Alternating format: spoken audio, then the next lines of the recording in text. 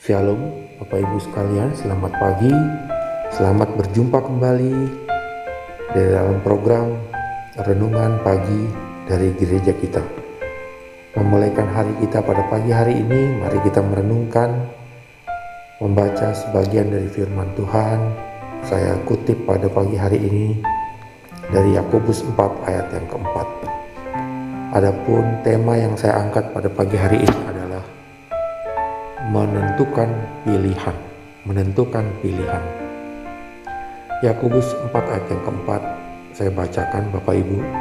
Hai kamu orang-orang yang tidak setia, tidakkah kamu tahu bahwa persahabatan dengan dunia adalah permusuhan? Jadi barang siapa hendak menjadi sahabat dunia ini, ia menjadikan dirinya musuh Allah.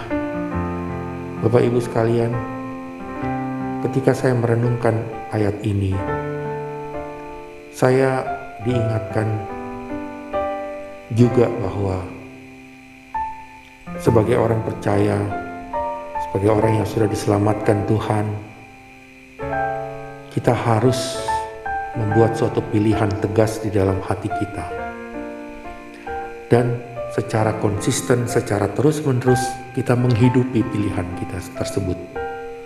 Pilihannya adalah apakah kita menjadi sahabat dunia ini ataukah kita menjadi sahabat Allah.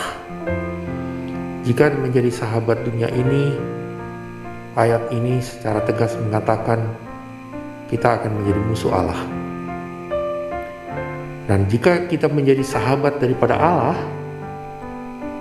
kita akan dibenci dunia ini. Seperti yang kita juga bisa baca dari Yohanes pasal yang ke-17 ayat yang ke-14. Di dalam doa Yesus, di situ dikatakan, Yohanes 17 ayat 14, doa Yesus kepada Bapa di sorga untuk murid-muridnya dan juga buat orang-orang percaya. Bapak Ibu sekalian termasuk di dalamnya, Yesus mengatakan, Aku telah memberikan firman-Mu kepada mereka, kepada kita, kepada murid-murid, dan dunia membenci mereka.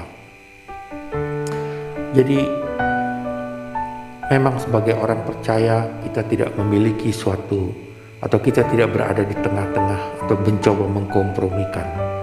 Di satu pihak kita berusaha bersahabat dengan Tuhan, dan di lain pihak kita juga bersahabat dengan dunia ini. Itu tidak mungkin dilakukan. Kita harus menentukan pilihan, dan pilihan kita tersebut mendatangkan konsekuensi. Bapak Ibu, namun Bapak Ibu tentu saya percaya dan saya yakin bahwa kita menentukan pilihan untuk bersahabat dengan Allah, sekalipun dunia bisa membenci kita. Tapi yang menjadi pertanyaan adalah, apa kriteria saya disebut saya bersahabat dengan dunia? Apa indikator yang bisa dipakai atau bisa menunjukkan kepada diri saya sendiri, diri kita sendiri, bahwa saya menjadi sahabat dengan dunia ini? Di dalam Roma pasal yang ke-12, kita bisa ingat bahwa Paulus mengatakan, jangan menjadi serupa dengan dunia ini, tetapi berubahlah oleh pembaharuan budimu atau pikiranmu.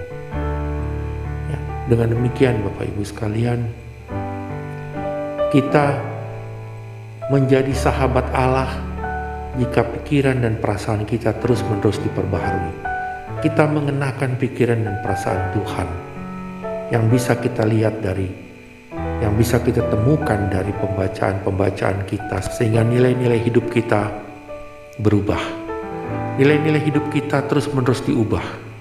Kita tidak lagi menjadi sama, tapi kita benar-benar akan terpisah dari dunia ini. Sekalipun secara fisik kita tetap berada di dalam dunia ini, setidaknya selama kita hidup di dunia ini. Nah Bapak Ibu sekalian, menjadi akhir dari menjadi renungan kita pada pagi hari ini adalah menjadi perenungan kita. Apakah saya mencari Tuhan, kita mencari Tuhan hanya karena kita membutuhkan Dia secara fisik, dan kemudian kita larut dalam persahabatan dengan dunia? Ataukah kita mencari Tuhan karena kita mau dan rindu menemukan nilai-nilai yang diajarkan Tuhan Yesus, sehingga kita menjadi semakin hari menjadi sahabat Tuhan Yesus yang sesungguhnya. Bukan saja supaya kita menjadi percaya kepada Dia, tapi sebaliknya Tuhan Yesus juga mempercayakan atau percaya kepada kehidupan kita. Karena kehidupan kita semakin hari semakin berkenan kepada Tuhan. Inilah Bapak Ibu sekalian, saya percaya ini adalah perjuangan bersama yang kita harus lalui, yaitu berjuang di dalam jalan yang sempit. Memang banyak yang terpanggil, dikatakan dalam firman Tuhan, tetapi sedikit yang terpilih. Dan saya percaya bahwa perjuangan kita salah satu untuk tidak serupa dengan dunia ini. Kalau orang-orang percaya di zaman perjanjian baru, di zaman rasul-rasul, ya, mereka harus mengalami penderitaan secara fisik, ya, karena kekristenan dimusuhi, ya.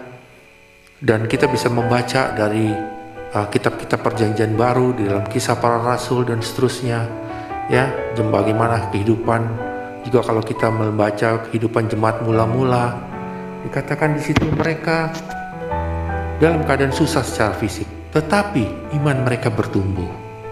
Nah, hal yang berbeda terjadi dalam kehidupan orang percaya di akhir zaman ini, di mana kita hidup di dalam kenyamanan.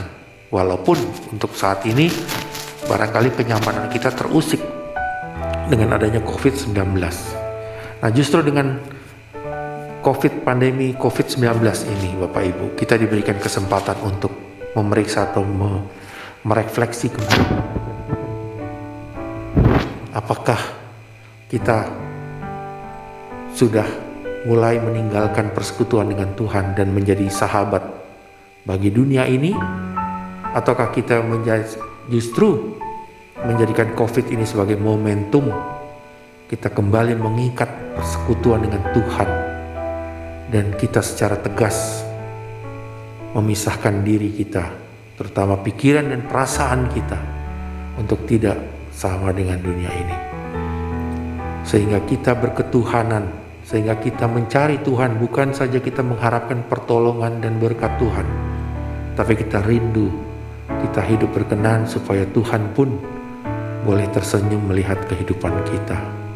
Puji Tuhan Bapak Ibu sekalian, mari kita sama-sama berjuang menjadi sahabat Allah yang sesungguhnya.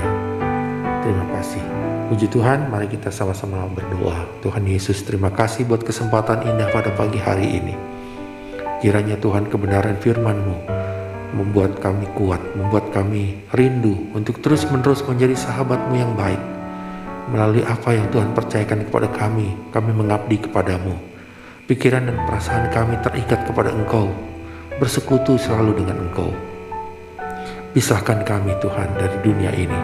Ampuni kalau kami Tuhan selama ini seringkali justru menganggap dunia ini adalah sahabat kami, dan tanpa kami sadari kami menjadi atau tidak bersekutu, bahkan menjadi musuh Allah dengan sikap kami tersebut. Tapi biarlah komitmen kami pada pagi hari ini, kami adalah sahabat-Mu dengan segala konsekuensinya.